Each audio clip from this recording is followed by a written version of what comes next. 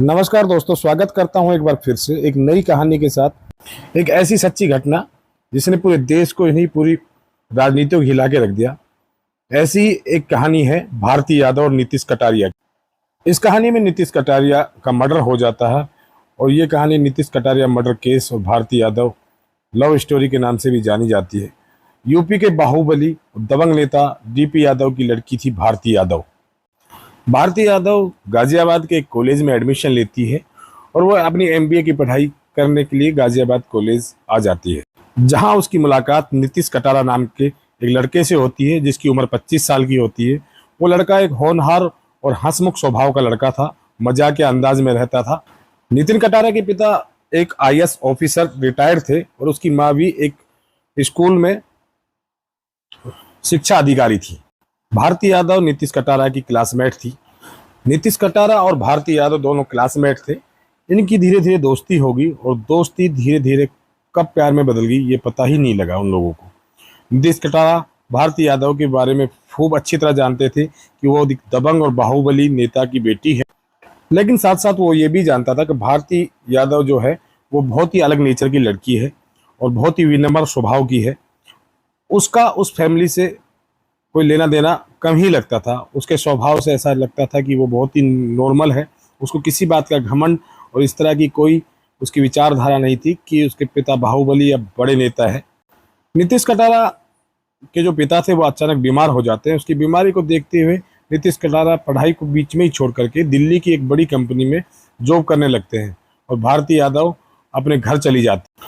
भारती यादव के घर चले जाने के बाद में नीतीश कटारा और भारती यादव का आपस में मिलना बहुत ही कम हो गया था।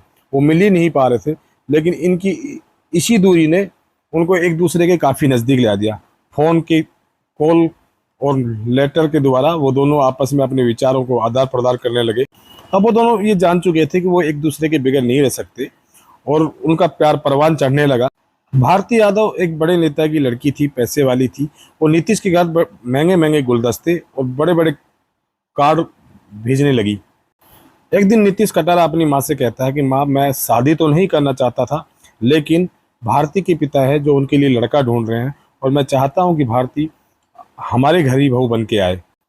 नितिन कटारा की माँ भारती यादव से कई बार पहले मिल चुकी थी और उनको उस लड़की में कोई कमी नज़र नहीं आती थी और वो भी ये चाहती थी कि किसी तरह से ये शादी करके हमारे घर आ। नीलम कटारा इस बात को अच्छी तरह जानती थी कि भारती जो है एक साफ सुथरी अच्छे नेचर की लड़की है। उसका स्वभाव पारिवारिक है और उसको अपने पिता के बड़े नेता होने या पैसों का कोई गुमार नहीं है। उसके विचारों से काफ़ी प्रभावित थी भारती। वो एक नेचुरल लड़की थी। नीलम कटारा को जब इस बात का पता लगा कि भारती यादव डीपी यादव की लड़की है, उसका फैमिली बैकग्राउंड इस तरह का है, तो वो शुरू शुरू में डर जाती है। लेकिन वो अपने बेटे से कहती है कि इस मामले में मैं ही डीपी यादव जी से बात करूंगी और उनसे इस रिश्ते के लिए हाँ करवाऊंगी। और भारती को कहीं ना कहीं ये डर सता रहा था कि एक बाहुबली परिवार है, अगर उनको इस बात का पता लगेगा तो उनका किस तरह का रिएक्शन होगा, क्योंकि उस टाइम जैसिका लाल हत्याकांड हुआ था, उसी में भारती यादव के भाई विकास यादव का नाम जुड़ा हुआ था। अखबारों में रोज इस बात की खबर आती रहती थी, विकास यादव जैसिका लाल हत्याकांड में शामिल है। इस तरह की कहानी सुनकर उसका दिल दहल सा गया। और भारती यादव के पिता के बारे में बात करें तो भारती यादव के पिता एक बहुत ही दबंग और बाहुबली नेता थे, जो लगातार 4 बार विधायक रहे, 2 बार सांसद रहे और 2 बार यूपी कैबिनेट के मिनिस्टर रहे। उनके सामने अच्छे अच्छे बाहुबली नेताओं की भी हवा निकल जाती थी। इस तरह का उनका रौब था, इस तरह का खौफ था। यूपी में उस टाइम उनकी तूती बोलती थी। नीतीश कटारा ने अपनी माँ को बताया कि माँ, आपको बात करने की जरूरत नहीं है, भारती खुद ही अपने परिवार से बात करेगी, क्योंकि उसको अपने पिता से नहीं बल्कि अपने भाइयों से ज़्यादा डर है इस रिश्ते के बारे में। और वो इसी बात का डर लगा रहता था कि वो अपने पिता से इस मामले में खुद ही बात करेगी। उसने आश्वस्त किया था नितिन कटारा को कि मैं समय आने पर अपने पिता से बात करूंगी हमारे रिश्ते के बारे में, और इसलिए उसने अपनी माँ को उनसे बात करने के लिए मना कर दिया। कुछ दिन बीतते हैं और बीतने के बाद में अचानक एक दिन भारती यादव के भाई विकास यादव को इस बात की भनक लग जाती है कि भारती यादव और नीतीश कटारा दोनों रिलेशनशिप में है। नीतीश कटारा और भारती यादव को ये तो पता था कि उसका परिवार उसको गैर जाति में शादी करने के लिए अनुमति कभी नहीं देगा, लेकिन फिर भी वो एक दूसरे को विचारों को मिलते हुए देख दोनों ही फैसला करते हैं कि आने वाले वक्त में वो बात करेंगे और शादी तक इस बात को पहुंचाएंगे। जब भारती यादव के परिवार को ये बातें धीरे धीरे पता लगने लगती है तो वो उसको, नीतीश कटारा को, उसके भाई वगैरह फ़ोन करके कई बार धमकियां देते हैं। और भारती यादव अपने पिता से इस के बारे में बात करने का मौका ढूंढती रही, लेकिन उसको ये मौका कभी नहीं मिला। और एक दिन उनके एक दोस्त थी दीप्ति, उसकी शादी थी और दोनों की कॉमन फ्रेंड की शादी। दीप्ति जो लड़की होती है उसकी दोस्ती भारती यादव और नीतीश कटारा दोनों से होती है, दोनों की कॉमन फ्रेंड होती है। उसकी शादी में दोनों को बुलाया जाता है, दोनों वे उसकी शादी में पहुंचते हैं। इसी शादी में नीतीश कटारा अपने एक दोस्त के साथ पहुंचता है और भारती यादव का काफ़ी बड़ा परिवार था, उसके परिवार के लोग भी वहां पहुंचते हैं। इसमें विकास यादव जो भारती की बुआ का लड़का था वो भी उस शादी में पहुंचता है।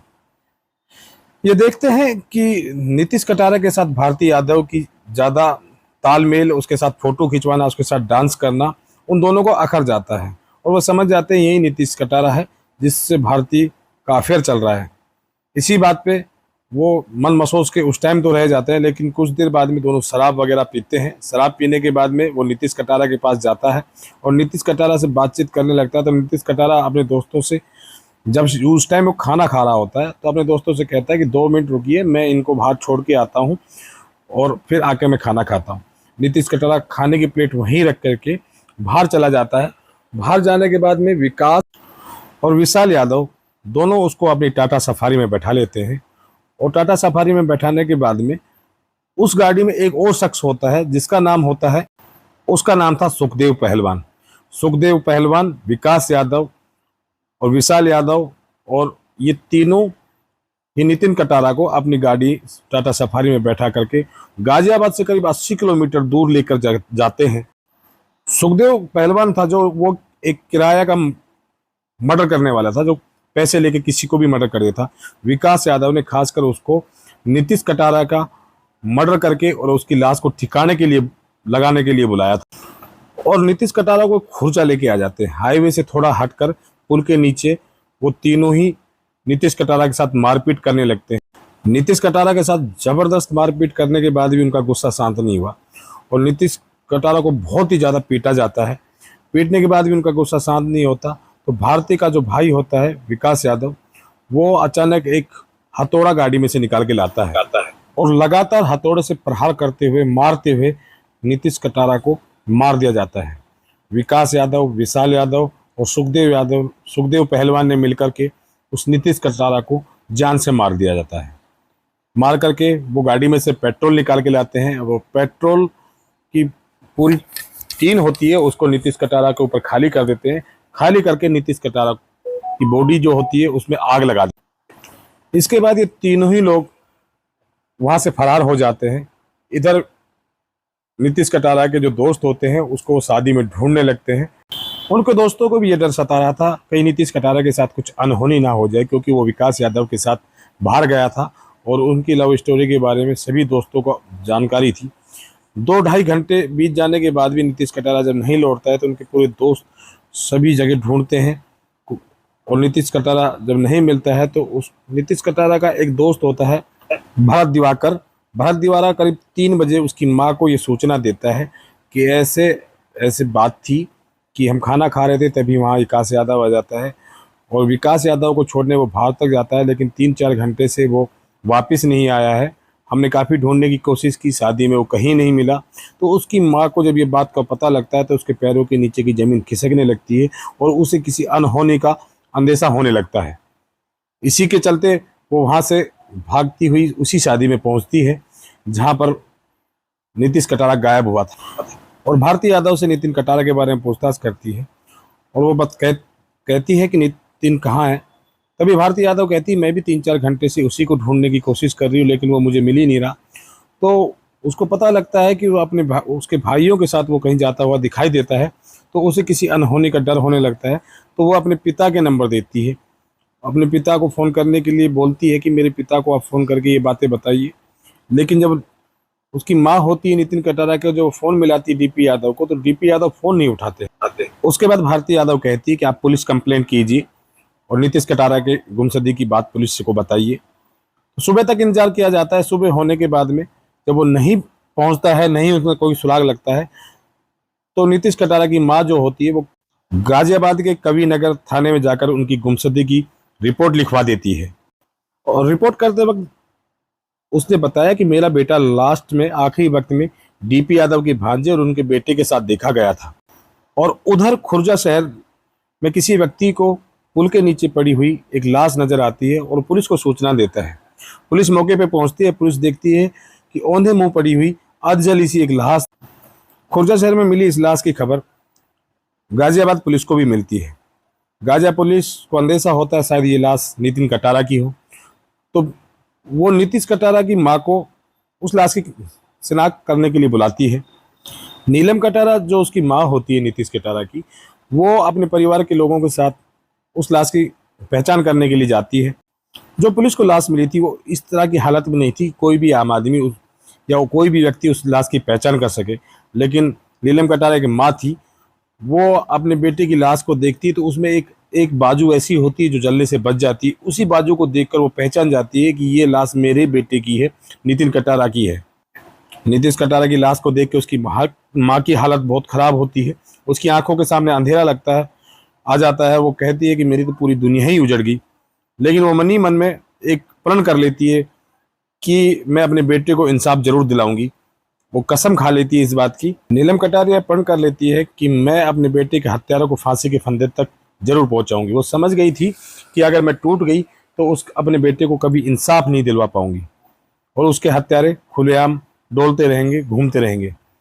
लेकिन वो अपने आप को संभालती हुई अपने आप को स्ट्रोंग बना के रखती है।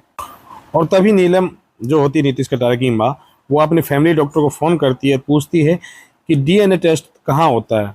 तो वो उसको दिल्ली का एड्रेस बताता है और वो कहती है, वो जानती है इस बात को कि जेसिका लाल हत्याकांड में उन्होंने पढ़ा था या सुना था कि उसकी डीएनए रिपोर्ट जो थी वो ही बदल दी गई थी।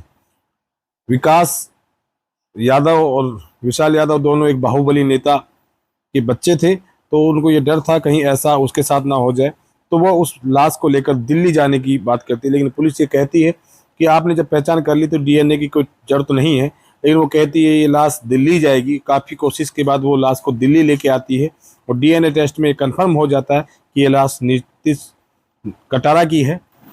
ये मामला हाई प्रोफाइल हो जाता है क्योंकि इसमें एक बड़े नेता के बेटों का नाम आता है।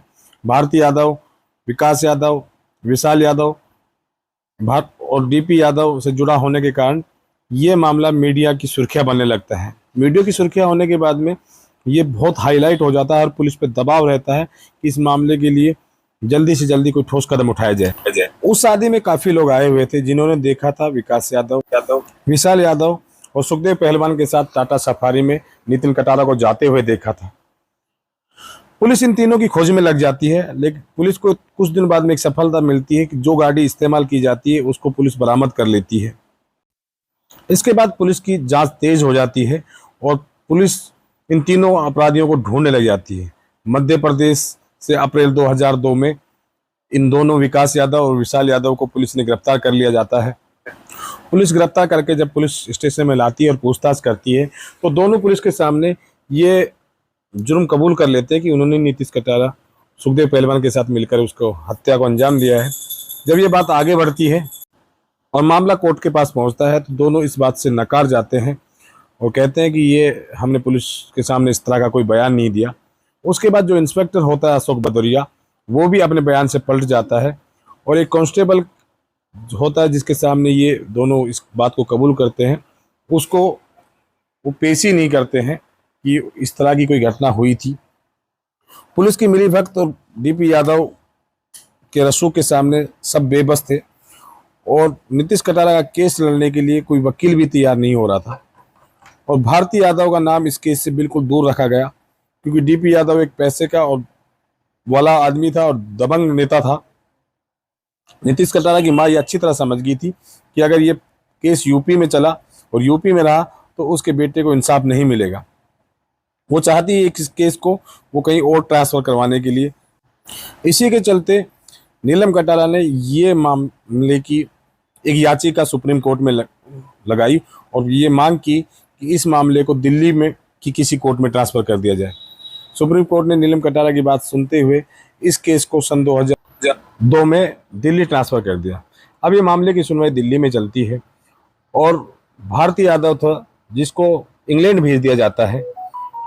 डीपी यादव नहीं चाहते थे कि भारती यादव का इस मामले में किसी भी तरह से नाम आए, लेकिन भारती यादव नीतीश कटारा के छोटे भाई को अक्सर मेल करके ये बताती थी कि उसकी हत्या में उसके पिता का भी शामिल होना है, क्योंकि उन्होंने ही मंजूरी दी थी कि उसकी हत्या कर दी जाए। उसके बाद गवाहों के बयान होते हैं और कोर्ट आरोप तय कर देती है विकास यादव और विशाल यादव पे, दोनों पे आरोप तय होने के बाद में। और इसमें सुखपाल पहलवान जो था वो पुलिस की गिरफ्त से बाहर था, लेकिन 2005 में उसको गिरफ्तार किया गया। उस पर एक अलग से मुकदमा चला गया और उस पर भी इस हत्या में शामिल होने का मुकदमा चला।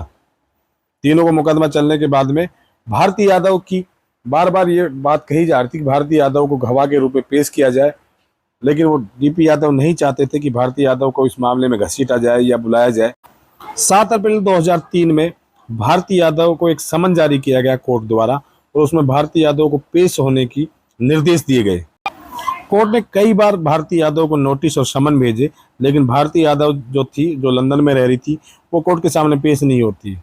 नीलम कटारा को लगता है कि शायद उसको इंसाफ नहीं मिलेगी, लेकिन नीलम कटारा इस उम्मीद में रहती है कि उसे एक ना एक दिन इंसाफ मिलेगा। जो हारना था वो पहले ही अपने बेटे की मौत के रूप में वो हार चुकी है। भारती यादव के ना आने पर कोर्ट भारती यादव का भगोड़ा घोषित कर देती है, उसके पासपोर्ट जब्त करने के आदेश देती है। उधर वो लंदन में 30 मई को उसका वीज़ा खत्म होने होता है। इसी मजबूरी के चलते उसके परिवार को भारती यादव को इंडिया बुलाना पड़ता है और उसे कोर्ट में पेश होना पड़ता है। कोर्ट में जब भारती यादव पेश होती है तो इस बात से वो इनकार कर देती है कि उन दोनों के बीच कुछ प्यार मोहब्बत की बातें थी। वो कहती कोर्ट में बताती है कि मैं और नितिन कटारा दोनों एक कॉमन फ्रेंड थे और मैंने कोई भी मेल उसके भाई को नहीं भेजे, और वो अपनी बातों से मुकरने लगती है। 2008 में कोर्ट इस मामले की डेली सुनवाई करती है और एक वकीलों की बहस और सबूतों को जब कोर्ट देखती है तो दोनों को दोषी करार दिया जाता है। हत्या, अपहरण और सबूत नष्ट करने का दोषी पाया जाता है और उनको इस जुर्म की 25 साल की सजा कोर्ट सुनाती है। सभी की सजा होने के बाद में तीसरा जो आरोपी थी उसकी भी निचली अदालत ने 25 साल बिना किसी छूट के सजा सुनाई गई। ये मामला हाई कोर्ट पहुंचा। हाई कोर्ट में भी लोअर कोर्ट के मामले जो सजा थी उसी को मान्य किया गया। उसके बाद ये मामला था वो सुप्रीम कोर्ट पहुंच जाता है, क्योंकि उनकी माँ चाहती है कि इन सभी को फांसी की सज़ा दी जाए। जब ये मामला सुप्रीम कोर्ट में पहुंचता है तो सुप्रीम कोर्ट भी इस मामले की सुनवाई करते हुए इन तीनों में सुधार की गुंजाइश देखती है और तीनों की सज़ा 25-25 साल बिना किसी छूट के कर देती है। आखिर में कुछ भी हुआ हो, लेकिन सच्चाई की जीत होती है और नितिन कटारा के जो हत्यारे होते हैं उनको सलाखों के पीछे जाना पड़ता है। यही ये कहानी है नीतीश कटारा और भारती यादव की। कल आपको फिर मिलेंगे हम एक नई कहानी के साथ, ठीक रात 8 बजे। जब तक के लिए देखते रहिए हमारी इस कहानी को, सुनते रहिए और कैसी लगी ये कहानी ये बताते रहिए। और कहानी अच्छी लगे तो चैनल को सब्सक्राइब करें और कोई सुधार करने की जरूरत है उसके लिए भी कमेंट बॉक्स में लिखें कि इसमें क्या सुधार किया जा सकता है। धीरे धीरे ये कहानियों का सिलसिला यूं ही चलता रहेगा।